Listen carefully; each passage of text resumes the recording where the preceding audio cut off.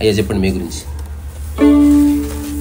12 years నుంచి meditation చేస్తున్నాను. ప్రశాంతత. మీరు ఉండేది ఎక్కడ? జస్ట్ ఊరికి చెంది. నేను ఇప్పుడు నారాయణగూడ ఉంటా. నేను ఆర్టీసీ బస్ భవన్లో చేస్తాను. యాక్చువల్గా నేను ఆర్టీసీ డ్రైవర్. ఓకే. కొద్దిగా అనారోగ్యంలో మెడికల్ అని ఫిట్ అయ్యి ఆ మూమెంట్లోనే నేను మెడిటేషన్లో పోయి ప్రశాంతత. ఓకే. ఎన్నో పోయా. రామచంద్ర మిషన్ అని, బ్రహ్మకుమార్స్ అని, మెడిటేషన్ అని, బుక్స్ ఓషో బుక్స్ అన్నీ చదువుతున్నా. కానీ నా మనసు ఎందుకో స్థిరం ఉంటలేదు. అసలు మీ వీడియోలు 1.5 2 years నుంచి చూస్తున్నా, ఈగాక అన్నీ చూస్తున్నా. ఈ క్షణంలో జీవించంటారు, ఆ క్షణం నేను గమనిస్తున్నా. కానీ మళ్ళీ ప్రాపంచిక అందులో పోయేసరికి నా మైండ్ డిస్టర్బ్ అయిపోతుంది. సో మీ కోర్ క్వశ్చన్స్ ఏమిటి అడగండి, నాకు తెలిస్తే. కర్మ సిద్ధాంతం అనేది ఉందా? నేను కర్మ వలన నాకు ఇవి ఇట్లా వస్తుందా? సంబంధం లేదు. లేదు అస్సలు. ఆలోచనలు మన వాస్తవాలు అవుతాయి అంటారు. ఒక ఆలోచన ఒక మ్యాగ్నెటిక్ లాగా, ఒక అయస్కాంతం లాగా అంటారు. మీరు కూడా ఇది కూడా అబద్ధమా? అంటే కొంతవరకు సత్యం ఉంది. Okay sir. కానీ మొత్తం సత్యంగా అనుకోవడానికి లేదు. ఎందుకంటే ఆలోచన అనేది దేని గురించిందో రావచ్చు. ఓకే. అది మేనిఫెస్ట్ అవ్వడం అనేది మీ పొటెన్షియల్ మీద ఆధారపడుతుంది. ఓకే. ఇప్పుడు మన 5 మందికి రావచ్చు ఎవరెస్ట్ ఎక్కాలని. ఆలోచన ఎవరికైనా రావచ్చు, ఫ్రీ. కానీ ఎక్కడానికి కావాల్సిన potential physically, psychologically, mentally, economically అన్నీ ఎవరికైతే మేనిఫెస్ట్ అయ్యి ఉంటాయో వాడికి పాసిబిలిటీ ఉంది. పోవచ్చు, పోకపోవచ్చు. అది వాడి ఛాయిస్. మళ్ళీ నేను ఆలోచిస్తే కొన్ని పాసిబుల్ అయ్యి ఆలోచనల ద్వారా, అంటే మీ పరిధిలో ఉన్నవే అయితే తద్వారా మీరు ఆలోచించక్కర్నే లేదు. ఇప్పుడు నేను రికార్డ్ బటన్ నొక్కడం అనేది ఆలోచించినా ఆలోచించకపోయినా నా పరిధిలో ఉంది. అది నా బౌండరీలో ఉంది కాబట్టి దానికి సంకల్పాలు అక్కర్లేదు, అనుష్ఠానాలు అక్కర్లేదు, అతిగా ఆలోచించనక్కర్లేదు. ఏది మన పరిధిలో ఉందో అది మీ ప్రయత్నం ఉన్నా లేకున్నా మేనిఫెస్ట్ అవుతుంది. ఎగ్జాంపుల్, మీరు ఏమనుకుంటే అయినాయో చెప్పండి స్పెసిఫిక్గా. ఇప్పుడు నేను ఇచ్చిన డెఫినేషన్కి అది ఫిట్ అవుతుందా కాదు మీరే చెక్ చేసుకోండి. నేను ఈ ఒకటే ఎగ్జాంపుల్, ఈ మెడికల్ అన్ఫిట్ అనేది మా ఆర్టీసీలో అయ్యింది. ఎమ్మటే నాకు ఈ మానసిక ఒత్తిడి వల్ల నేను డ్రైవింగ్ చేయలేకపోతున్నానని ఒక జాబ్కు అనుకున్నాం, సంకల్పం పెట్టుకొని చేసినాం, అయిపోయింది. అదే ఇప్పుడు ఆ జాబ్ అనేది మీ యొక్క క్వాలిఫికేషన్కి బియాండ్ ఉన్నదా లోపల? Qualification beyond. ఏంది? ఆర్టీ రికార్డ్ రేజర్ అంటే దానికి ఓకే, నా క్వాలిఫికేషన్ బట్టే ఇచ్చారు. క్వాలిఫికేషన్ లేకుంటే అదే చెప్తున్నా. అంటే ఏది మన పరిధిలో ఉందో అది వచ్చేసింది. అవి ఆలోచనలే మన మైండ్ తీసుకొస్తుంది. మనం మీ మైండ్కి వేరే వాళ్ళ గురించి మీ గురించి తెలుసో తెలీదో కానీ మీ మైండ్కి మీ గురించి మొత్తం తెలుసు.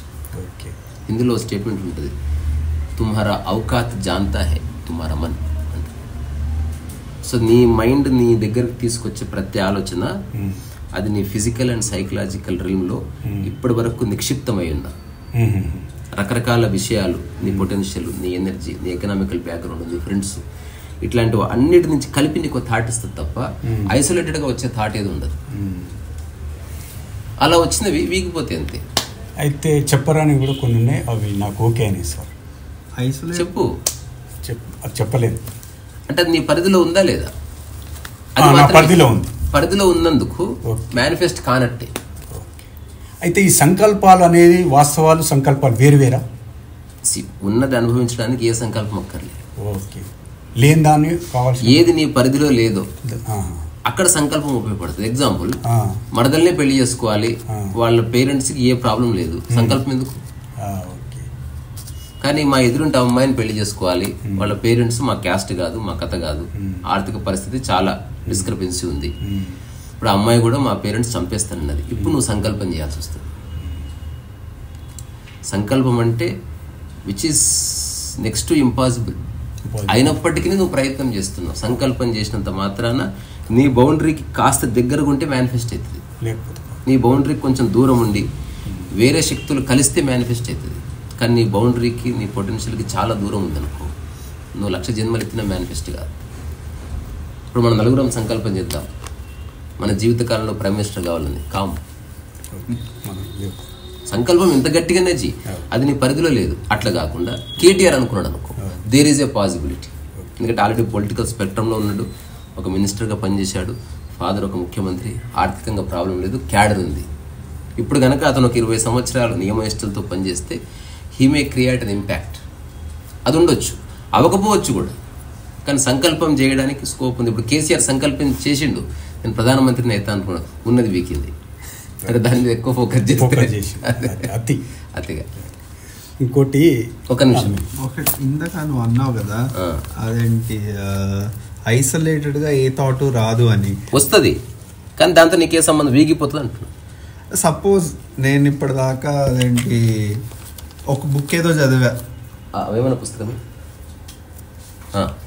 దాంట్లో కొత్త ఐడియా నన్ను చాలా అదేంటి ఒక I was possessed by that ఐడియాలా అయ్యి అది జీవితాన్ని కొంచెం ఇట్ టేక్ అనదర్ డైరెక్షన్. అట్లా అవ్వచ్చు కదా? అది 100% అవ్వదు, అట్లా అనిపిస్తుంది, కాదన్న. అంతెందుకు ఇప్పుడు సినిమాలో హీరో 6 ప్యాక్స్ చూసి చాలామంది జిమ్లో జాయిన్ అవుతారు. మళ్ళీ నువ్వు కొనసాగించాలంటే మళ్ళీ నీకున్న పొటెన్షియల్, నీకున్న ఆర్థిక పరిస్థితి, నీకు జిమ్ ఎంత దూరం ఉంది, ట్రైనర్ ఎవడు, నీ company, everything becomes part and parcel of your experience. రెండవది, ఎలాంటి ఆలోచన అయినా నీవు ఇమాజినేషన్ రెల్మ్లో మాత్రమే ఉంచుకొని నీ పర్సనల్ లైఫ్ని ఆపాదించకుండా నువ్వు దాన్ని ఒక క్రియేటివ్ వర్క్గా బయటకు తీసుకొస్తా అంటే అంతులేని ఆలోచనలు చేయొచ్చు. ఇప్పుడు సినిమా అనేది అటువంటిది. అంటే ఒక ఇంట్రెస్టింగ్ క్రైమ్ అనేది థాట్ వచ్చింది, నువ్వు ఎప్పుడు చేయవు, నీ ఫ్రెండ్స్ని చేయమన్నావు, యు ఆర్ ఓన్లీ పోర్ట్రేయింగ్, నీ క్యారెక్టర్స్ని క్రియేట్ చేసి ఆ క్యారెక్టర్స్తో చేయిస్తావు, తద్వారా నీకే ఇంపాక్ట్ ఉండదు. Still you are using your thought. కానీ అది సినిమా హిట్ అయింది, నీ లైఫ్లో డబ్బు వచ్చింది, still you have not played that role. That just becomes a means for you to become successful. అంటే నాకు టచ్ అవ్వకపోయినా సమ్వేర్ నాకు ఒక సాటిస్ఫాక్షన్ వస్తుంది కదా, నాది హిట్ అయింది, నే ఐడియా. అదే అంటున్నా, అందుకే థాట్ని నువ్వు క్రియేటివ్ మాధ్యమంగా వాడుకొని దాని ద్వారా వచ్చే బెనిఫిట్స్ తీసుకుంటే నీ క్యారెక్టర్ ఏం మారలేదు, but you are just strengthening your mind. నువ్వు ఫర్దర్ పాలిష్ చేయొచ్చు. అట్లనే మనకి ఇంత టెక్నాలజికల్ ఎవల్యూషన్ కానీ లేకపోతే సినిమాల్లో పరివర్తన కానీ, అంటే ఈస్ట్మన్ కలర్ నుంచి ఇప్పుడు చూస్తే మనం 4D వరకు 7D వరకు ఎవాల్వ్ అవ్వడానికి కారణం థాటే. అది క్రియేట్ చేసిన వాళ్ళ పర్సనల్ లైఫ్లో ఏ మార్పు ఉండకపోవచ్చు, లేదా ఎకనామికల్గా స్ట్రాంగ్ అవ్వచ్చు, because they are just dealing with imagination. దాన్ని ప్రపంచంలో పెడుతున్నారు, ఎక్కువ మంది చూడడం వల్ల నీకు ఒక మానిటరీ బెనిఫిట్ వస్తుంది అంతవరకు. కొందరు రియల్ ఎస్టేట్ని మీన్స్గా వాడుకుంటారు, నువ్వు నీ క్రియేటివిటీని వాడుకుంటున్నావు. ఒకరి శరీరాన్ని వాడుకుంటారు, ఒక క్రికెటర్ అట్లాంటి వాడు, ఒక క్రికెటర్ ఎవడు. సో క్రికెట్ ఆడడం వల్ల తన పర్సనల్ లైఫ్లో ఏ మార్పు రాదు. అంటే నీ మైండ్ ఎక్కడుందో అక్కడే ఉంది. ఆ పర్సన్ ఒక క్వాలిటీ ఉంది, లీడర్షిప్ క్వాలిటీ అనుకో, లేదంటే అదేంటి ఆ సమవుజ్యుల కన్నా ఫిజికల్ చాలా స్ట్రాంగ్ వాడు, అవి వాడు బెనిఫిట్ వస్తాయి. కానీ that is not a transformation that is coming due to cricket. It is his own thing which is employing for the game. అంతే అంతే. సో నువ్వు ఒక పర్టికులర్ డైరెక్షన్లో ఒక థాట్ నువ్వు ప్రాసెస్ చేస్తున్నావు అంతవరకు. ఎందుకంటే దానివల్ల నీకు బెనిఫిట్ ఉందని తెలుసు కనుక. ఇప్పుడు రాజమౌళి 3 నెలలు కూర్చొని ఒక కథ ఎందుకు రాస్తాడు, he is going to get benefit అని తెలుసు కనుక. అదే ఒక కామన్ మ్యాన్, ఫుడ్ లేక అవస్థ పడుతున్న వ్యక్తి కథ రాయాలంటే వాడికి రాదు ఇన్స్పిరేషన్. ఎవరన్నా ₹1,00,000 రెమ్యునరేషన్ ఇస్తా అంటే వస్తుంది 3. ఇప్పుడు మనం డిస్కస్ చేసే అంశాలు ఇవే. నీ థాట్ని వేరే దానికి అప్లై చేయడం ఒకటి, నీ థాట్ని నీ పర్సనల్ వెల్బీయింగ్కి అప్లై చేసినప్పుడు మొత్తం రాడికల్ చేంజ్ వస్తుంది. నీ థాట్ వచ్చింది 6 ప్యాక్, హీరోకి 6 ప్యాక్ ఉంటే బాగుంటుంది. సో హీరోని హైర్ చేసుకుని 1 6 ప్యాక్ రావాలని చెప్పావు, నీ పొట్ట అట్లే ఉంది. తద్వారా నీకేం ప్రాబ్లం లేదు. ఆ సినిమా హిట్ అయితే నీకు ఫిజికల్గా పెద్ద బెనిఫిట్ లేకపోయినా నువ్వు ఎకనామికల్లీ బెనిఫిట్ అవుతుంది. ఇది అందరు చేస్తున్నది. అది అదేంటి ఇట్లా బయట చేసేది నీకు సొసైటీలో చేస్తున్న విషయం ఏంటి, ఏ థాట్ అయితే నువ్వు దాన్ని క్రియేటివ్గాను వేరే విధంగానో వాడుకుని దాని ద్వారా బెనిఫిట్ పొందడం కాకుండా you are just applying thought on you. ఇప్పుడు 6 ప్యాక్ నేను తెచ్చుకోవాలనుకుంటున్నా, ఇది మళ్ళీ ప్రకృతి ప్రపంచం, అది డజంట్ మ్యాటర్. మనం దట్స్ అప్ టు యూ. ఇప్పుడు 6 ప్యాక్ అనేది నీకు హెల్త్ మీద ఇష్టం ఉండి తీసుకున్నావు అనుకో, దట్స్ ఎ డిఫరెంట్ మ్యాటర్. దాన్ని మళ్ళీ నువ్వు ఇంకొక పర్పస్ కోసం వాడడం అనేది అది వేరే. మీరు చెప్పండి. ఈ గత జన్మల పాప పుణ్యాలు ఉన్నాయా? లేవు. దానికి ముందు ఒక పద కాదు, ఇంకా జోడిస్తాను, నాకు లేవు. ఇప్పుడు మనకి ఏదైనా ఇబ్బంది అయినా నేను గతంలో ఏమో చేసినట్టుగా అది easy to escape from your reality. అంటే దానివల్ల ఉదాహరణకి ఒక వ్యక్తి చాలా బాగా పాడుతున్నాడు, పూర్వజన్మ సుకృతం అని చెప్పడం వల్ల నువ్వు ఎస్కేప్ అవుతున్నావు. అతను ఎంత సాధన చేశాడు అంత సాధన నువ్వు 2 ఏళ్ళు చేయి, ఎంతో అంత నీకు అబ్బుతుంది. తద్వారా ఏ పూర్వజన్మ సుకృతం లేదు, నువ్వు నీ సంస్కారంలో ఉండదు. నీ మైండ్ నువ్వు ఎట్లా ట్యూన్ చేస్తున్నావు అన్న చోట నీ స్కిల్ ఉంటుంది. పూర్వజన్మ ప్రకారము కాదు, కానీ నీ క్రోమోజోముల వల్ల జన్యువుల వల్ల ఇప్పుడు మీకు ఒక తరహా ముక్కు వచ్చింది, ఒక తరహా పెదాలు ఉంది, ఒక తరహా శరీర సౌష్ఠవం ఉంది. అది మీరు బై బర్త్తో వచ్చింది. దాన్ని మీరు కొంత పాలిష్ చేసుకోవచ్చు, కానీ మీ ఇంటెలిజెన్స్ని పాలిష్ చేయలేము. ఇంటెలిజెన్స్ అనేది ఏమంటారు, అసలు దేనికి అంటుకునే డైమెన్షన్ అది. నేను గత జన్మలో మీరు ఏదో పెద్ద యోగి కాబట్టి ఈ జన్మలో ఈ జనరేషన్లో మీరు యోగిలాగురని నేను అనుకుంటున్నాను. గత జన్మని నమ్ముతున్నాను. నమ్మడం అంటేనే తెలియదని, మనం నమ్ముతున్నాం అంటేనే తెలియదు. మీరు ఎప్పుడైనా ఇట్లా అంటారు నేను మగవాడిని నమ్ముతున్నా అని. ఏది మీకు పరిపూర్ణంగా తెలుసో అక్కడ నమ్మకాలే ఉండవు. సో అనుకోవడానికి ఏమైనా అనుకోవచ్చు. నేను జస్ట్ వింటున్నాను అంతే, వాటిని తీసుకొని. నమ్మొద్దంటారా? నమ్మండి, అది మీ ఛాయిస్. నేను జస్ట్ వింటున్నా అంతవరకు. ఓ సినిమా డైలాగ్ వింటున్నట్టు విన్నాను అంతే. అంటే దట్స్ హౌ యువర్ మైండ్ అని తెలుస్తుంది. అన్నీ ఉన్నా సంతోషంగా ఉండలేకపోతారు ప్రతి ఒక్కరు. సో అన్నీ ఉండడానికి సంతోషానికి సంబంధం లేదని తెలుస్తుంది కదా, దట్స్ ద పాయింట్. అది ఎందుకు ఉండలేకపోతున్నాం? అన్నీ ఉండడానికి సంబంధం లేదు వాటితో. అవి పక్క పెడదాం సార్, అన్నీ ఉన్నాయి. Figure it out. సంతోషం అంటే ఎందుకు తెలిస్తే ఉండాలన్నది లేదు. ఎగ్జాంపుల్, మీకు మలక్పేట ఎక్కడో తెలియదు, ఎట్లా వస్తారు? అంటే బై వాక్ వస్తే తెలుసుకుంటూ వస్తాం, లేకపోతే బస్సులో వస్తే మిస్గైడ్ చేస్తే అడుగుతాం, ఎవరు అడుగుతారు. అట్లా అందరూ మిస్గైడ్ చేశారనుకో, మీరు ఎప్పటికీ మలక్పేట రాలేరు. సో ఈ జీవితానికి సంబంధించిన విషయాలు అందరూ మిస్గైడ్ చేస్తున్నారు, ఎవరికి అడ్రస్ తెలియదు. అందువల్ల అట్లా అయిపోతుంది. సంతోషం అంటే ఏంది? పెళ్లి చేసుకుని పిల్లలు ఉంటే సంతోషం, ఇది ఒక డెఫినేషన్. అది పట్టుకొని నువ్వు పెళ్లి చేసుకున్నావు అని ఇరికపోతావు. వాడు కొంతకాలం తర్వాత అనుకున్నాను కానీ కాదంటే సస్తీ నేను చెప్పండి, నిన్ను నమ్మి నేను చేశాను కదా అంటే నన్ను ఎందుకు నమ్మేవు. ఇంకోటి అన్నాడు, మంచి హోదా వస్తే సంతోషం, ఇంట్లో అన్ని ప్రాపర్టీస్ ఉంటే సంతోషం, మంచి శరీరం ఉంటే సంతోషం, నచ్చిన అమ్మాయిని పెళ్లి చేసుకుంటే సంతోషం. సో ఏవైతే లింక్ చేయబడడం ద్వారా వచ్చిందో అది ఎప్పటికీ నిలబడదు. ఇప్పుడు ఏది ఉన్నా లేకున్నా ఫస్ట్ అది ఉందా లేదా ఫిగర్ అవుట్ చేయాలి. అక్కడ ఎంక్వైరీ ఉంది. డబ్బుతో సంబంధం లేదు, ప్రాపర్టీతో సంబంధం, అందంతో సంబంధం లేదు. ఇవి ప్యూర్లీ ఇండివిజువల్. ఆకలి లాంటిది. నేను ఎన్నో 100 సార్లు విషయాన్ని చెప్తా, అర్థమవుతుందో కాదో నాకు తెలియదు. ఆకలి ప్యూర్లీ ఇండివిజువల్. మీరంతా కలిసి కుటుంబంలో ఉన్న కుటుంబానికి అంతటి కలిపి ఒక్కసారి ఆకలి ఎట్లా కాదు.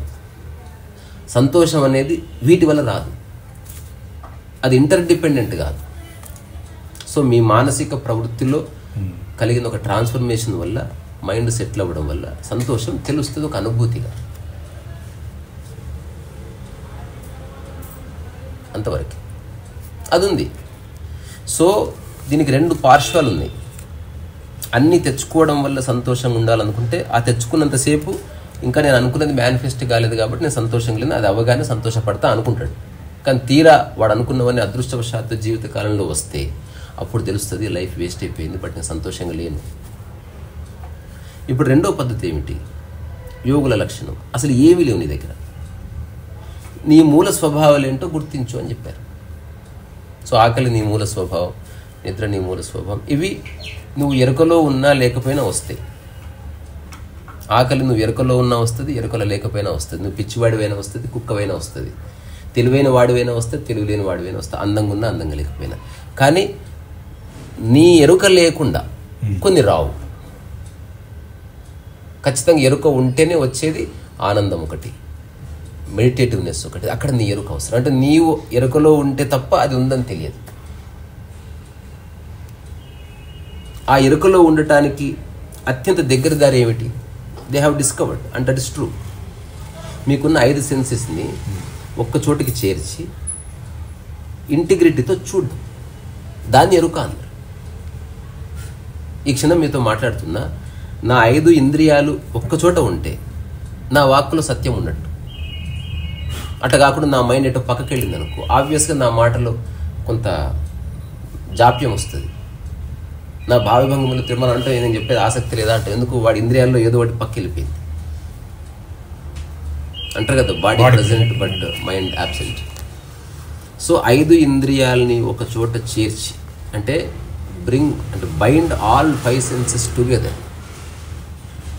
దానికి ఆర్చియాక్ ఇంగ్లీష్ మీనింగ్ రిలీజియన్ అని.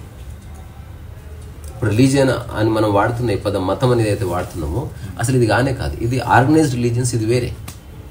వ్యక్తిగతంగా ఎలా జీవిస్తే అసలు జీవిస్తున్నట్టు తెలియదు అట్లాంటి స్థితికి చేరుకోవడం, దట్ ఈస్ యువర్ రిలీజియన్.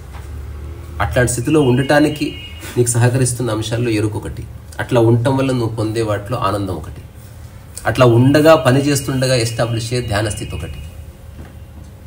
ఏది లేదు అట్లా ఉండగా జస్ట్ నువ్వు ఏ పని లేకుండా ఊరికే కూర్చుంటే సాక్షిభావం. అట్లా ఉండగా నువ్వు చేస్తే నిష్కామకరమైంది. సో ఆ స్థితిలో ఒక్కసారి వచ్చిన తర్వాత ఒక్కొక్క ఎక్స్ప్రెషన్కి ఒక్కొక్క మనం పేరు పెట్టుకున్నాం. నీ దృష్టి అన్నిటి మీద సమానంగా పడ్డప్పుడు ఎరుక అని, నువ్వు ఏదైనా పంచుతున్నప్పుడు సమదృష్టి అని, మనసులో అందరినీ గౌరవిస్తున్నప్పుడు సమానంగా సమభావన అని, సమస్త ప్రాణకోటి నీతో సమానం అని తెలుసుకున్నప్పుడు సమత్వం అని, నా వల్ల నీకే ఇబ్బంది రాకుండా ఉండే ఒక చిన్న కర్టసీని సామరస్యం అని, ఏం జరుగుతున్నా జస్ట్ పట్టించుకోకుండా ఉండగలిగే స్థితిని సాక్షి అని, వచ్చినా రాకున్న లాభం పరిపూర్ణంగా నీ మనసు లగ్నం చేసే స్థితిని ధ్యాన స్థితి అని, దాన్ని ఒకానొక ఎక్స్ప్రెషన్ నిష్కామ కర్మ అని. ఇవన్నీ మనం భగవద్గీత చూసిన ఇన్ పర్టికులర్ సనాతన ధర్మంలో ఇవి క్లియర్లీ డిఫైన్డ్. ఇవి అత్యంత తేలికైన విషయాలు. మరి అత్యంత తేలికైన విషయాలు ప్రతి ఒక్కరు చాలా కష్టంగా అనుభవిస్తారు. దానికి కారణం ఏమీ లేదు. ఇప్పుడు నేను మీ మీద గంప పెడతా, ఆ గంప లోపల 100 కిలోల వజన్ వేసిన, మీరు మోయగలిగి 50 కిలోలు వేసాను అనుకుందాం. ఇప్పుడు డ్యాన్స్ పెట్టి ఒక పాట పెట్టి డ్యాన్స్ చేయమంట, ఫస్ట్ మీరు ఏం చేస్తారు? చేయలేము.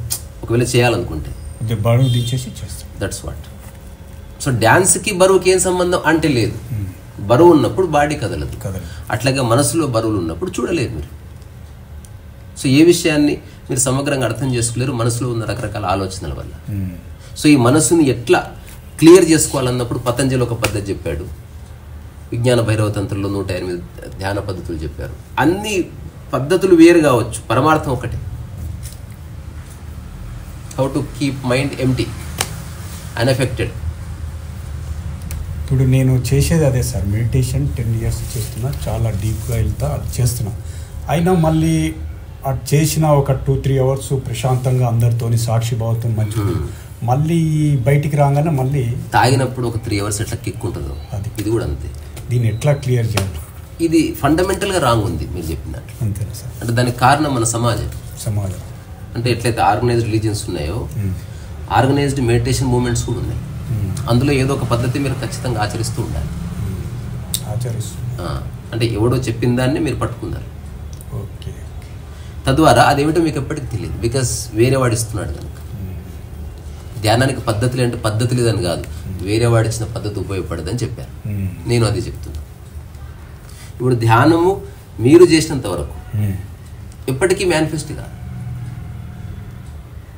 ఎందుకంటే చేసేవాడు ఉన్నాడు కదా. ధ్యానం యొక్క మూలంలోనే చేసేవాడిని మర్డర్ చేయడం ఉంది.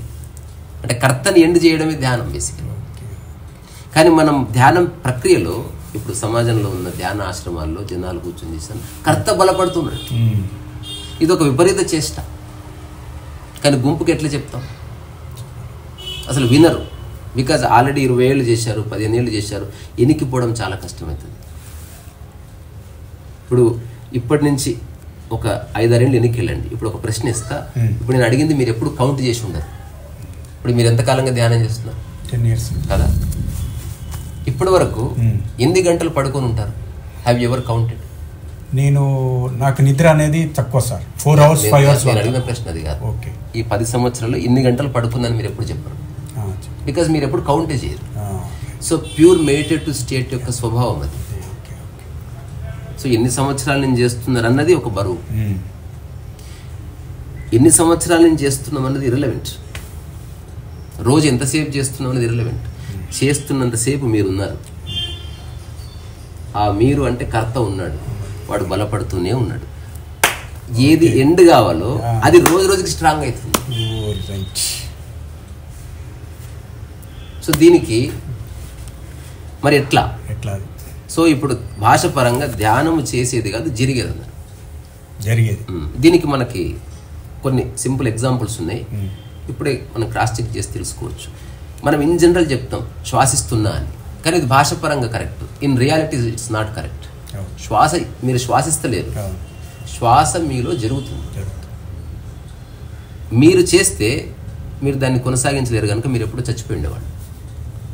మనం ఏ పని పూర్తి కొనసాగించలేము, మనిషికున్న స్వభావం అది. ఎక్కడో చోట ఆపేస్తాం. శ్వాసించే పని మీ చేతిలో ఉండింటే, శ్వాస నేను గుర్తుపెట్టుకొని భోజనం చేయాలి, గుర్తుపెట్టుకొని నిద్రపోవాలి, కానీ గుర్తుపెట్టుకునే పని లేకుండా శ్వాస నడుస్తుంది. బికాస్ ఇట్ ఇస్ జరుగుతుంది, అది ఇట్ ఈస్ హ్యాపెనింగ్. సో అట్లా జరిగే స్థితిలోకి రావడం. ఇప్పుడు శ్వాస విషయంలో కర్త లేడు, అందుకే శ్వాసకి లింక్ పెట్టి చచ్చారు. మనోళ్ళేమో శ్వాసను గమనిస్తూ ఉన్నారు. చేయవలసినది కాదు. శ్వాస యొక్క మూలం ఏమిటి? కర్త లేకుండా అది నిరంతరాయంగా సీమ్లెస్గా కొనసాగుతుంది. అట్లా మీలో కర్త లేకుండా నిరంతరాయంగా సీమ్లెస్గా కొనసాగి ఒక పని ఆవిర్భవించినప్పుడు నేను చేస్తున్నాను భావన ఉండదు. నేను అనే భావన ఎప్పుడు ఎస్టాబ్లిష్ అవుతుంది? మీరు 3 hours చేసి 10 hours గ్యాప్ ఇచ్చి మళ్ళీ 3 hours చేసినప్పుడు ఆ 3 hours-కి ఈ 3 hours-కి మధ్యన గ్యాప్లో నేను ఎస్టాబ్లిష్ అవుతుంది. Easily understand. అంటే ఎక్కడైతే బ్రేక్ వచ్చిందో అక్కడ నేను వస్తుంది. నేను మొదలు పెట్టాను, నేను ఆపాను. శ్వాసకు చెప్పండి చూద్దాం. మీరు మొదలు పెట్టలేదు, మీరు ఆపలేదు. మీరు ఆపాలంటే ఆపొచ్చు. That is your ego. అంటే కర్త వచ్చాడు. కర్త ఎక్కడ వచ్చిండో అక్కడ ప్రాబ్లం చూడండి. శ్వాస ఆడదు, ఆస్తమా వస్తుంది, ప్రాబ్లమ్స్ వస్తాయి, హెల్త్ ఇష్యూస్ వస్తాయి. సో అసలు మీ ఇంటర్ఫియరెన్స్ లేనప్పుడు ఎంత బాగుందిలే. సో నిద్రలో మీ ఇంటర్ఫియరెన్స్ లేదు, ఆకలి రావడంలో మీ ఇంటర్ఫియరెన్స్ లేదు, శ్వాస ఆడడంలో మీ ఇంటర్ఫియరెన్స్ లేదు, హృదయ స్పందనలో మీ ఇంటర్ఫియరెన్స్ లేదు, మూత్రం తేరడం మీ ఎక్కడెక్కడ మీ ఇంటర్ఫియరెన్స్ లేదో వాటి వల్లనే మీరు బతుకుతున్నారు. అట్లా నేను అనే ఇంటర్ఫియరెన్స్ లేకుండా మనిషి కదిలే ఒకానొక స్థితి ధ్యాన స్థితి. అది ఈ క్షణం అందుబాటులో ఉంది. కర్త లేకుండా ఎలా చేయాలని ఫిగర్ అవుట్ చేయాలి. అంటే కర్త లేకుండా అంటే నేను చేస్తున్నా అన్న థాట్ వచ్చిందా, you are not meditating, you are doing a job. 8 hours job చేస్తాను, 2 hours మెడిటేషన్ చేస్తాను. Both establishing the same mind. అంటే ఈ రెండు నీ మైండ్ని స్ట్రెంథెన్ చేస్తూనే ఉన్నాయి. ఇది ఒక సైద్ధాంతికమైన మిస్టేక్. సో ధ్యాన పద్ధతి ఎందుకు వద్దు అనే దానికి కారణం ఇది. వేరే వాడు ఇచ్చినంతసేపు అదేమిటో వాడు సమగ్రంగా చెప్పడు కనుక ఎప్పటికీ మీ మైండ్లో సంశయం. అది ఉంటారు కదా, అభిమన్యుడు పొట్టలో ఉండి సగం విన్నాడు యుద్ధం ఎట్లా చేయాలి, మిగతా సగం చెప్పలేదు. తద్వారా యుద్ధంలో సగం వరకు చేశాడు, ఆ తర్వాత చచ్చిపోయాడు. ధ్యానం కూడా అంతే. ఎవరో చెప్పింది విన్నంత వరకు, అది నిజం అనుకున్నంత వరకు. అసలు నువ్వు మొత్తం ఏం చెప్పాలనుకున్నావు చెప్పు అని ఒక గురువుని ఎప్పుడు అడగడే. నేను ఐఎమ్ రైటింగ్ నోట్స్. ఇప్పుడు శ్వాస మీద ధ్యాస ఎగ్జాంపుల్ చెప్తున్నా, చేస్తాను, నెక్స్ట్ ఏం చెప్తే చెప్పండి. అంటే గురువుకి అనుభవం ఉంది కదా, శ్వాస మీద ధ్యాస చేస్తే ఇట్లా అవుతుంది, దీని తర్వాత ఇలా అవుతుంది, దీని తర్వాత ఇది. సో ఇది కంప్లీట్. ఇప్పుడు మీ యొక్క కోర్స్ చేస్తే ఇది కంప్లీట్ జర్నీ, ఇంతే కదా. దీనికి సంబంధించి నాకు మీరు ట్రైనింగ్ ఇవ్వాలంటే అట్లీస్ట్ ఇన్ఫర్మేషన్గా ఎంత టైం పడుతుంది నాకు, నేను ఇంకా ప్రాక్టీస్ చేయను, but I want to know. ఒక బ్లూ ప్రింట్ తీసుకుంటా, ఆ తర్వాత నాకు ఆ పొటెన్షియల్ ఉందా లేదా చెక్ చేసుకుంటా. నాకు సాధ్యమైతే చేస్తా, లేకపోతే చేయను. ఇలా మొత్తం ఎవరు చెప్పట్లే, అందరు కొంచెం కొంచెం అందిస్తున్నారు. నోరు తెరువు ఒక మెతుకు పెడుతున్నారు. నువ్వు ఆహా ఎంత బాగుంది, ఆయన కరుణ, ఆయన కృప, ఆయన కటాక్షం అని. We are just missing the whole point.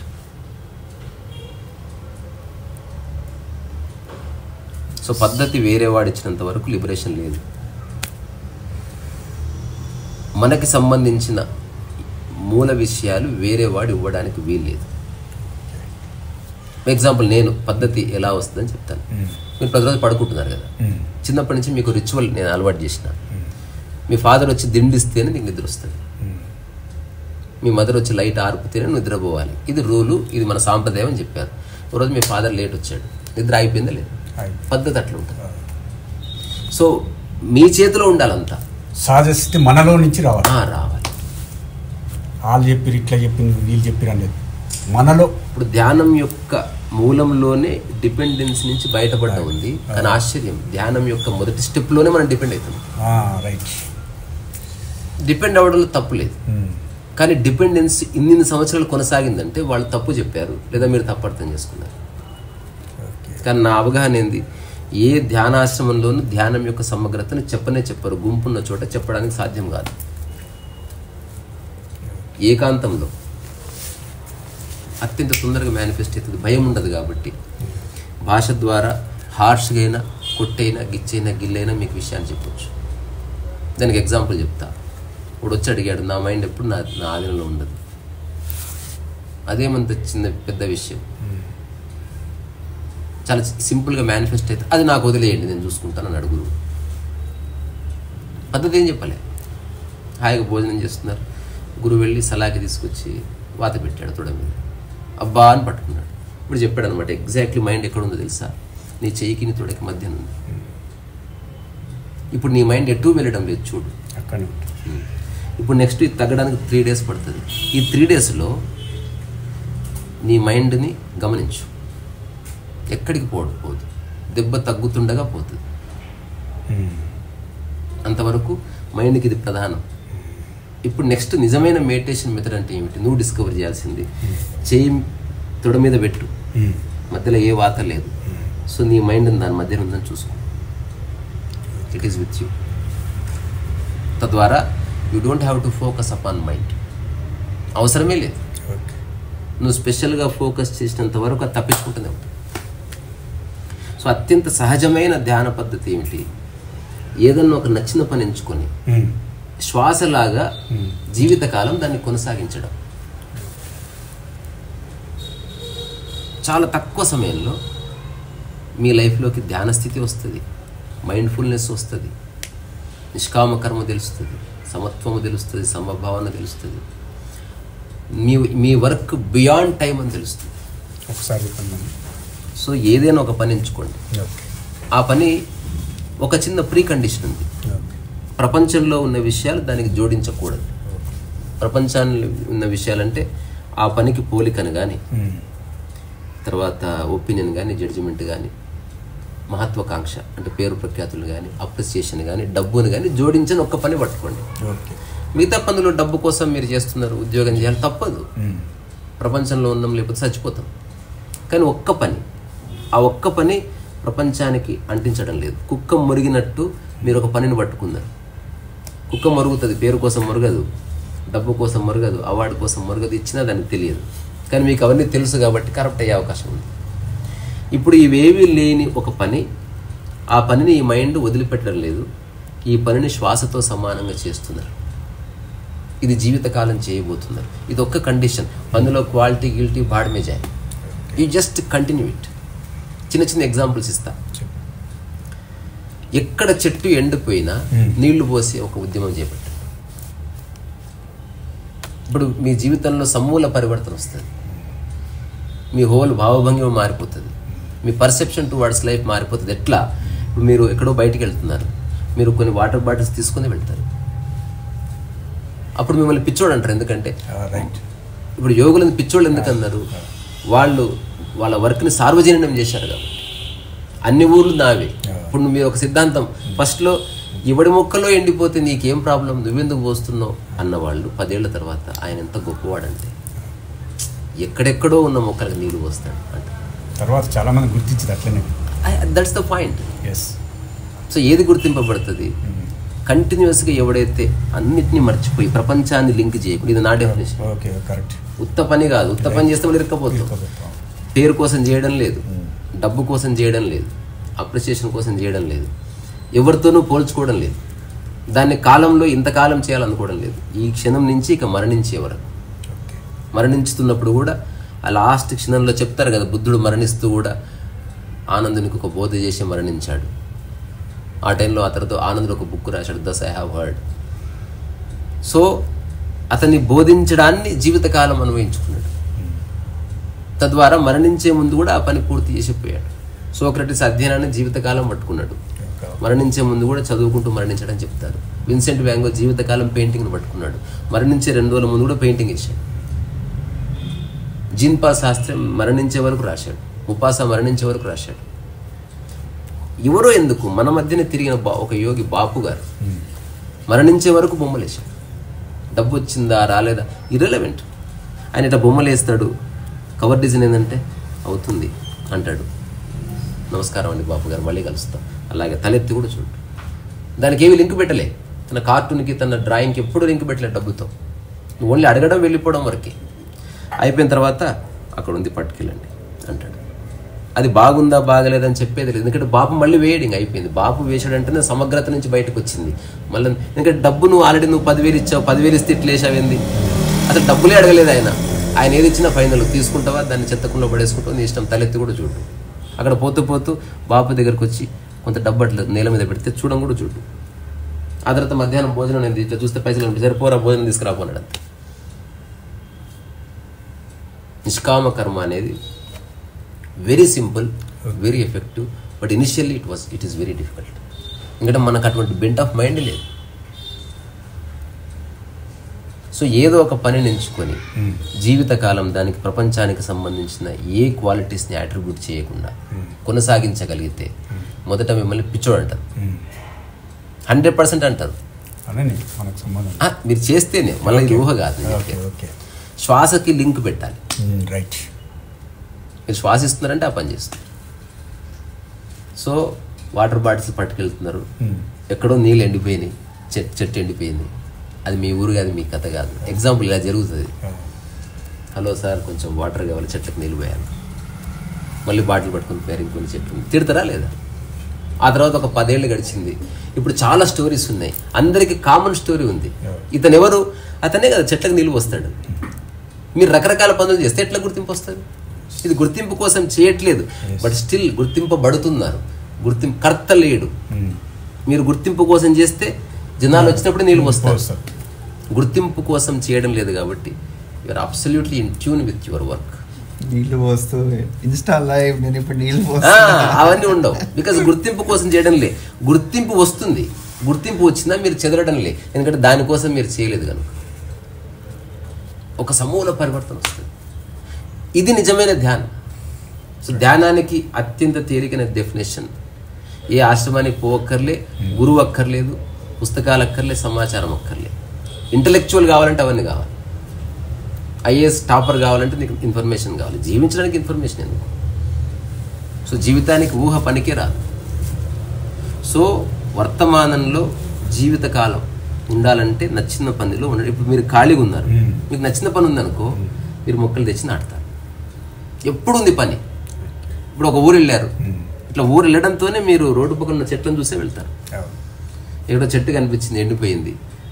అయ్యా ఒక్క నిమిషం ఎప్పుడే వస్తాను, ఒక వాటర్ బాటిల్ కొనుక్కొచ్చి దానికి నీళ్ళు పోసారు. ఎవరు అడిగారు ఏం చేస్తున్నారంటే, ఎక్కడన్నా చెట్టు ఎండిపోతే నేను చూడలేనండి, మనకు కావాలి భోజనం, మరి దానికి వద్దా, దానికి నేనున్నాను, ప్రపంచంలో ఉన్న మొక్కలందరికీ గాడ్ ఫాదర్ నేను. అట్లా అడాప్ట్ చేసుకున్నారు. వచ్చి మీరు ఏమి చెప్పట్లే, మీరు జీవితకాలం చేస్తున్నారు కాబట్టి మీరు చెప్పకుండా తెలుస్తుంది. ఇప్పుడు మనం ఎవరన్నా అడుగుతాం ఏమైనా శ్వాసించిన ఈరోజు, జీవితకాలం చేస్తాడు కాబట్టి అది అడగం. ఈరోజు రాత్రికి మీరు నిద్రపోతారా అని ఎవరు అడుగుతారా? జీవితకాలం చేస్తావు కాబట్టి నేను ఆ ప్రశ్నే లేదు. మీరు ఈ మధ్యకాలంలో ఏమైనా భోజనం ఆపేస్తారని అడగారు. జీవితకాలం చేస్తున్నావు కాబట్టి ఆపు. శృంగారం జీవితకాలం చేసేది లేదు కాబట్టి హౌ యూ సెక్స్ లైఫ్ అని అడుగుతారు. అది మధ్యలో వచ్చింది కాబట్టి మధ్యలో పోతుంది పక్కా, ఎందుకంటే అది బాడీకి సంబంధం ఉంది. సో నా core understanding is very simple. ఇట్లా కాళ్ళు మడుచుకొని ధ్యానం చేయడం అనేది ఒక negative way of looking at it. మీరు నిజంగా ఒక పనిని పట్టుకుని లైఫ్ లాంగ్ కనుక చేస్తే సహజంగా ధ్యాన స్థితి ఆవిర్భావం జరుగుతుంది. అప్పుడు మీరు కదిలితే వాకింగ్ మెడిటేషన్, నడిస్తే కదిలితే మూవింగ్ మెడిటేషన్, నిశ్శబ్దంగా ఉంటుంది. ఎందుకు? బాడీ మైండ్ ఒక్క చోటు ఉంది, ఆ రెండు కలిపి పనిని పట్టుకుంది. ఆ పనికి మీరు ప్రపంచాన్ని అతికించాలి. This is the essence of whole meditation process across the globe. ఇంతకు మించి లేదు, కానీ ఇట్లా డిఫైన్ చేసి సావలేదు. మరి ఏం పుట్టిందో వాళ్ళు ఎందుకు అట్లా చెప్పలేదు నాకు ఇప్పుడు అర్థం కాదు. ఇది ఎంతో సింపుల్. ఇది అప్పుడు ధ్యానం జరుగుతుంది. మీరు ఎట్లా ఇక్కడెక్కడో పనిచేసి మొక్కలకు నీళ్ళు పోసి వచ్చారు, అప్పుడు ఎవరో అన్నారు అసలు మీరు ఎంత గొప్ప వాళ్ళు, ఆహా ఓహో, అసలు ఎందుకు చేస్తున్నారా బేవకూఫ. అతను ఏమో స్థితప్రజ్ఞుడు. అసలు స్థితప్రజ్ఞుడు అంటే ఎవడు? ప్రపంచంలో ఉన్న వేటి అంటుకొని ఒక మైండ్. అది మెచ్చుకున్నా పట్టించుకోలేదు, తిట్టినా పట్టించుకోలేదు, దండేస్తే కూడా జస్ట్ నా బాడీకి వేశారంతే అన్నాడు. అలాంటి స్థితి వస్తుంది. First time you see unity at the same time division of these things. పనికి, శరీరానికి, మనసుకి అనంతమైన గ్యాప్ చూడగలరు. పని, బాడీ, మైండ్ ఒక్కటని కూడా తెలుస్తుంది. అనుకుంటే కలిపి లేదా పూర్తి విడిపోయి. ప్రపంచంలో ఉన్నందుకు బతకాలి కాబట్టి ఉద్యోగం చేస్తారు, అక్కడ నిష్కామ కర్మ, ధ్యానం, గీనం అని తీసుకురావట్లే. It's a job, you do it and you get the money. అది అయిపోయిందా, ఆఫీస్ నుంచి బయటకు వెళితే మళ్ళీ మీ పని స్టార్ట్ అయింది. ఇప్పుడు నిష్కామ కర్మ. వాటిని పట్టుకున్నారు, ఎక్కడ చెట్టు ఎండిపోయింది, ఎక్కడ ఆకు మడత పడ్డది. సో ఈ కంటిన్యూస్లీ డూయింగ్ ఇట్. ఇట్లా దృష్టాంతాలు ఉన్నాయి భూమి మీద. ఇప్పుడు ఒక్కసారి మీరు యోగుల జీవితాలని పట్టుకోండి, వాళ్ళు ఎగ్జాక్ట్లీ ఇదే చేశారు. They continued whatsoever they are doing. దానికి అర్థం ఉందా లేదా కాదు, నువ్వు కొనసాగించడం వల్ల 10-15 ఏళ్ళకి అర్థం వస్తుంది. కానీ ఈ 10-15 ఏళ్ళు ఒక మనిషి కొనసాగించడానికి చాలా కరేజ్ కావాలి. ఎందుకంటే ఏదో వస్తే తప్ప మనం పని చేయని ఒక స్థితి ఉంది కాబట్టి, ఏది రానప్పుడు మనం పని చేయలేం. Because we become so lovey. ఏదో ఒక బెనిఫిట్ వస్తే తప్ప మనం పని చేయలేం. నేను చాలామంది అడుగుతారు, పెయింటింగ్ వేస్తున్నా ఎవరైనా అడిగారా? ఊరికి వేస్తున్నట్టు నమ్మబుద్ధి కాదు వాళ్ళకి. ఊరికే వేస్తున్నా, ఎవరు కొనలేదు, నా ఇల్లంతా అలంకరించుకుంటా. నా ఇల్లు ఎక్కువ ఢిల్లీలో ఉన్నప్పుడు నేను ఊరికే అనంతమైన పెయింటింగ్స్ వేసాను. ఢిల్లీ నుంచి వస్తున్నప్పుడు ఒక చిన్న పేపర్ మీద, నాప్కిన్ మీద వేసిన స్కెచ్ మాత్రం నా బ్యాగ్లో పెట్టుకొని నా క్యాన్వాస్లన్నీ ఎవరెవరికి ఇచ్చేసాను. వాళ్ళందరూ నీకు అటాచ్మెంట్ పోయిన తర్వాత నేను వర్క్ చేయడం మొదలుపెట్టాను. అసలు అటాచ్మెంట్ లేదు, భూమి లేదు. ఎందుకంటే జీవితకాలం చేయబోయే పెయింటింగ్ ఇది.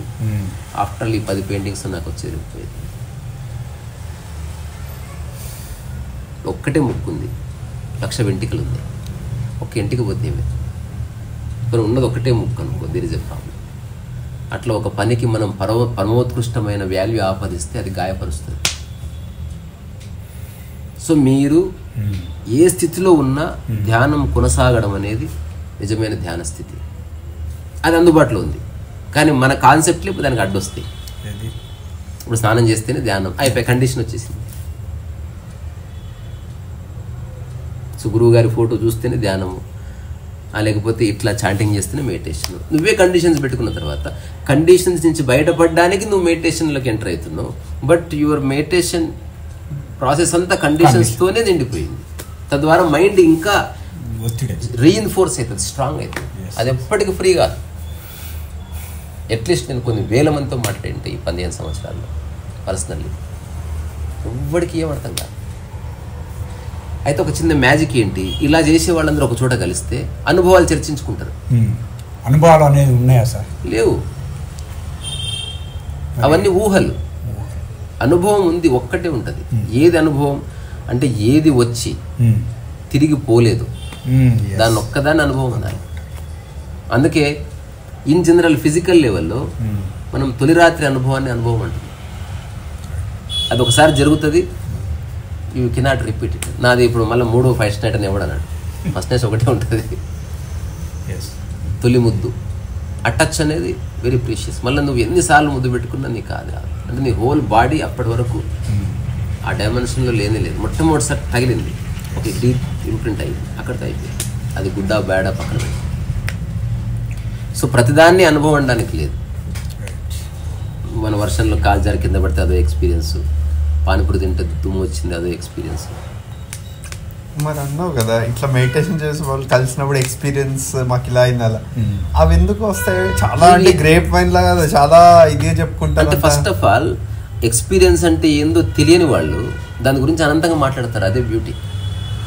ప్రతిదాన్ని ఎక్స్పీరియన్స్ అంటున్నారు. ఫర్ ఎగ్జాంపుల్ అంటే కొన్ని అబ్సర్డ్ ఉంటాయి, దాంట్లో వినడానికి కూడా అబ్సర్డ్ అనిపిస్తాయి. సో ఫస్ట్ ఆఫ్ ఆల్ మనిషికి తెలియదు వాడికి ఏది ఇమాజినేషన్ చేస్తున్నాడు, ఆ ఇమాజినేషన్ కళ్ళు మూసుకుంటే నీకు చాలా క్లియర్గా కనిపించింది ఒక దేవతామూర్తి. They are calling it spiritual experience. It is just pure imagination. అంటే ధ్యానంలో కూర్చున్నప్పుడే కనపడ్డది కదా సార్? అట్లేం లేదు. ధ్యానంలో కూర్చుంటే నాకు కనపడ్డది. సాయిబాబాతో మాట్లాడినా నేను. నీ మైండ్ వేరే వాటి మీద ఎంగేజ్ లేదు కనుక ఇప్పుడు లోపల గేమ్స్ ఆడుతుంది. అది దానికి ధ్యానంలో కూర్చో అక్కర్లేదు. ఊరికి అడ్డం పడుకొని కళ్ళు మూసుకోండి, అప్పుడు కూడా సేమ్ ప్రాసెస్ నడుస్తుంది. ఎక్కడన్నా ధ్యానంలో నిజం చెప్పారు చెప్పినంత వరకు, వచ్చిపోయే ఆలోచన చూడమన్నారా లేదా? మరి ఎందుకు చెప్పారు? ఏదో ఒకటి అట్లా చూపిస్తుంది, నువ్వు అది పట్టుకుంటే అయిపోయా. తద్వారా సాయిబాబా వచ్చిందా టాటా బాయ్ బాయ్ చెప్పాల్సిందే. ఒక ఫేమస్ జెన్ మాస్టర్ ఉన్నాడు, అతను చెప్పిన మాట బ్యూటిఫుల్. సో వచ్చిపోయే ఆలోచనలు నీ గెస్ట్ లాంటివి, అంటే డోర్స్ అటు ఇటు ఓపెన్ ఉంది, నువ్వు ఇట్లా కూర్చున్నావు, జనాలు వస్తున్నారు పోతున్నారు, రానిపోని.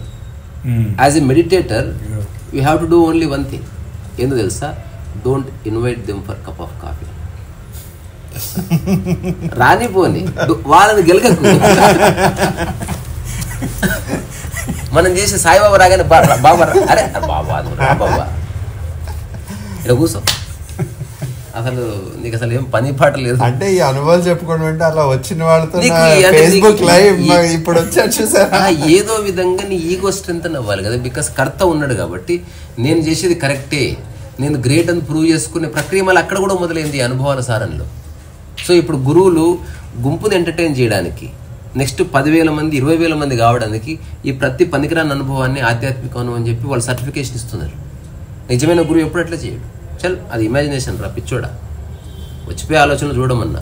బంగారం రాని రాయి రాని ఒకలా చూడు, పక్కకు పంపించు. షిరిడి సాయిబాబా రాని రమణ మహర్షి రాని tata bye bye. I'm cleaning my mind. So already క్లీనే ఉంది చూస్తున్నప్పుడు. సో రాను రాను దాని తర్వాత సరే ఒక వ్యక్తి ధ్యాన స్థితిని అనుభవించాడు, మళ్ళీ ఫైనల్గా నిష్కామ కర్మకు రావాల్సిందే. నువ్వు ఏదో పని పట్టుకుని లైఫ్ అంతా చేయవలసిందే. ఆ పనిలో నీకు సమయం నిద్రపోతే ఎలాంటి స్థితి అనుభవిస్తున్నావో మెలకువలో అట్లాంటి స్థితి అనుభవించడానికి నువ్వు అన్వేషించే ప్రక్రియ ఆధ్యాత్మికత అంతవరకే. అంతకుమించి దానికి ఏ సిగ్నిఫికెన్స్ లేదు. దానికి ఇన్ని సంవత్సరాలు అసలే పట్టదు. కొంచెం బుర్రుంటే 21 రోజులు హైయెస్ట్. అంతలో అర్థమైపోయి నువ్వు పనిలో పడిపోవాలి. కానీ గంటలు గంటలు చేయడం ఏంది మెడిటేషను? దానికి ఒక కండిషనింగ్, అంటే ఇలాగే కూర్చోవాలి. నాకు తెలిసిన ఒక ఫ్రెండ్ ఉన్నాడు, అదే ఒక తరహా మ్యాట్ వేసుకొని కూర్చుంటాడు. ఒక ఆశ్రమంలో ఉన్నది, దాని మీద కూర్చుంటే నాకు చాలా బాగా మైండ్ సెట్ అవుతుందంట. ఎట్లా చావాలో చెప్పు. ఇది ఎలా ఉందంటే, భర్త కరాటే బ్లాక్ బెల్ట్, భార్య వేరే ఊరు వెళ్ళింది, దొంగలు పడ్డారు. భార్య బిలీవ్ చేసింది పక్కా బ్లాక్ బెల్ట్ కాబట్టి ఉత్తికారేసింటాడు మా ఆయన. రాగానే మొత్తం దొంగలంతా దోచుకుపోయారు. భార్య చాలా కోపంగా, బ్లాక్ బెల్ట్ కదా మరి ఒక్క దెబ్బే లేదే అంటే, నాకు డ్రెస్ దొరకలేదు అప్పుడు అన్నాడు. కండిషనింగ్ అట్లే ఉంటుంది. డ్రెస్ దొరికింటేనా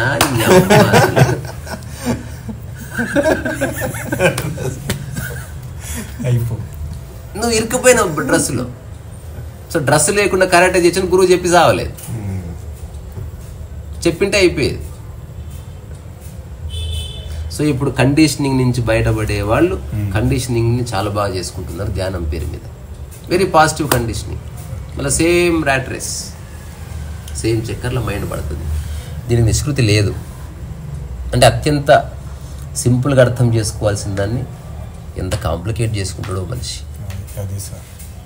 చిన్నది ఇప్పుడు నేను ఆచరిస్తున్నది అత్యంత ఈజియెస్ట్ పద్ధతి.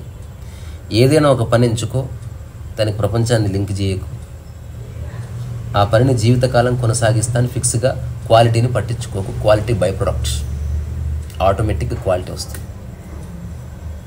నేను రోజు నా ఇంటిని శుభ్రపరచుకుంటా, అలాగే ఏ ఇల్లు శుభ్రంగా లేకుండా శుభ్రపరుస్తాను.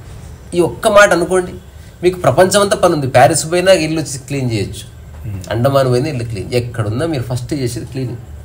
ఇప్పుడు ఫస్ట్లో వద్దంటారు, తర్వాత 10 రోజుల తర్వాత మీరు వస్తుంటే క్లీన్ చేసి పెడతారు. ఇక్కడ వస్తారా బాబు అంటే మీ వల్ల వాళ్ళలో పరివర్తన వస్తుంది. అంటే ఆచరణకు అంత ఇంపాక్ట్ ఉంది. ఆచరణ ఇంపార్టెంట్. నాకు తెలిసిన ఒక ఫ్రెండ్ ఉన్నాడు, ఈ లివ్స్ ఇన్ ఢిల్లీ. అతనికి ఒక బ్లాస్ట్ అయింది, తెలియకుండా ఈ పద్ధతిని పట్టుకున్నాడు. నేను చూడగానే గుర్తుపట్టింది. అరుణాచలం వస్తాడు, డబ్బులు ఉన్నాయి, జాబ్ కూడా చేస్తాడు. ఎక్కడ బస్ స్టాప్లో పెద్దవాళ్ళు ఉన్నా సరే కాళ్ళు పడతాడు, మంచి కొంచెం చక్కగా మసాజ్ చేస్తాడు. అమ్మ కైసా హై, ఠీక్ హై, మై ఫిజియోథెరపిస్ట్ కొంచెం మసాజ్ చేస్తాను మీకు, నాకు డబ్బులు ఏమవుతుంది, నాకు ఇష్టం, మా అమ్మలాగా మీరు చక్కగా అందరు బస్సు రాగానే వెళ్ళిపోతాడు. ఏనాడు తను గుర్తించాలని కానీ తనకు ఒక అవార్డు రావాలని కానీ అది వచ్చిందా కరప్షన్ వచ్చేస్తుంది. అప్పుడు నువ్వు మెల్లగా సెలబ్రిటీ కాళ్ళు పట్టడానికి ఇష్టపడతావు. నా కాళ్ళు పడుతున్నప్పుడు వీడియో వస్తుందా లేదా చూస్తావు. ఇవన్నీ వస్తాయి. ఇవన్నీ ఉండని నిన్ను లక్షల మంది. ఈ మధ్య కాలంలో ఒకడు తారసపడ్డాడు, కొంచెం దమ్మున్నోడే, నర్మదా పరిక్రమ అని కొట్టండి, అతని పేరు 4 అక్షరాలు ఉంటుంది, సమ్ బాబా అనేలా పిలుస్తారు. అతను ఏం చేశాడు, నర్మదా పరిక్రమ అంటే ఇప్పుడు అరుణాచలం కొండ చుట్టూ తిరిగినట్టు నర్మదా చుట్టూ తిరుగుతారనమాట. అది చాలా సమ్ కిలోమీటర్స్ రేడియస్ ఉంటుంది. సో ప్రతిరోజు నర్మదా పరిక్రమ చేస్తాడు. ఏమి చేయడు, ప్రశాంతం ఉంటుంది. చూస్తుంటేనే పెద్ద గురువు అయిపోయాడు. ఇప్పుడు ఆయన నడుస్తుంటే ఛత్రి పట్టుకుంటారు. ఒకప్పుడు సాయిబాబాకు చూసిన అతన్ని చూస్తే దేన్ని పట్టనట్టే ఉన్నాడు. అంటే అతను దానికోసం ఏం ప్రయత్నం చేయడం లేదు. ఇట్లా నడిచి ఇట్లా పడుకుంటాడు. జనాలందరూ చుట్టుపక్కల ఇట్లా కూర్చుంటాడు. వాళ్ళు లేచి కూర్చుంటాడు. అక్కడ కుక్క కనిపించింది, కుక్క మీద కాలేసి పడుతుంది. రోడ్డు మీద ముసలుడు కనిపించారు, అట్లా ఆడిన కూర్చొని మాట్లాడతాడు. సో తనకు ఆఫీస్ అక్కర్లే, తనకు ఆశ్రమం అక్కర్లే, ఎంటర్ ఏరియా ఆశ్రమం చేసేస్తున్నాడు. తర్వాత ఓన్లీ నర్మదా నీళ్ళు దాగి బతుకుతున్నాడు. 3 సంవత్సరాలు కొబ్బరి నీళ్ళు దాగి బతికాడంట. బాగున్నాడు మనిషి. తర్వాత ఆ మార్గంలో కొన్ని అడవిగిడి ఉంటుంది, ఓ చెట్టు తర కొన్ని మార్గాలు తను క్రియేట్ చేసుకున్నాడు. మెల్లగా నడిచి ఆ చెట్టు తరలో పోయి ఇట్లా కూర్చుంటాడు. ఒక కపుల్ ఆఫ్ అవర్స్ ఇట్లా కూర్చుంటాడు.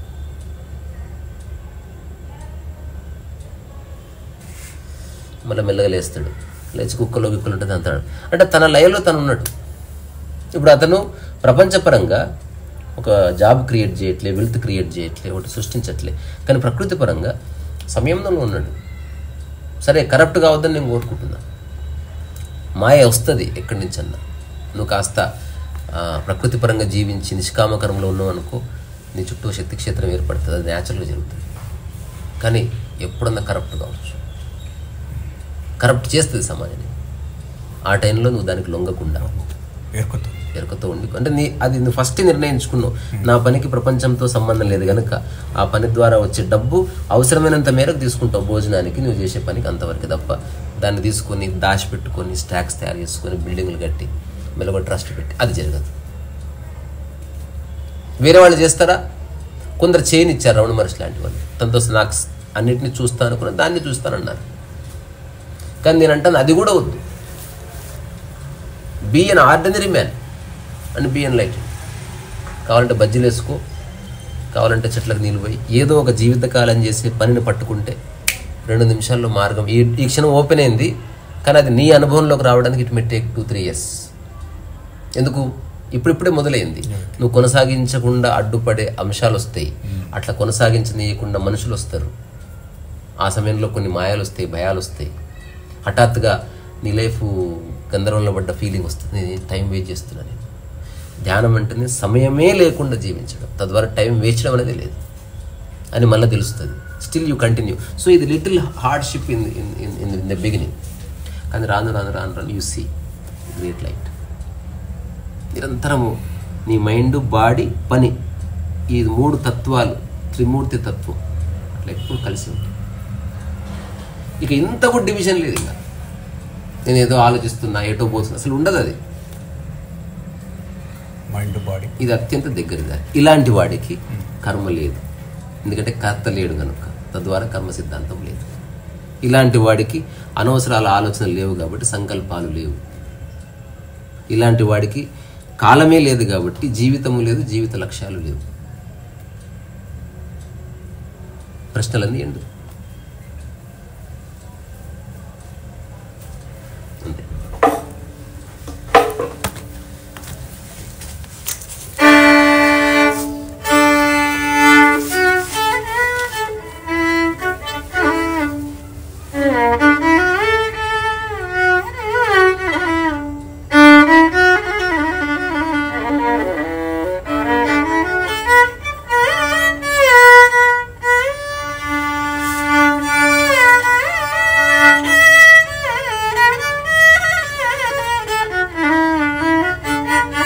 మంచి పాట చెప్పండి. ఇది మల్లెలవే కాదు,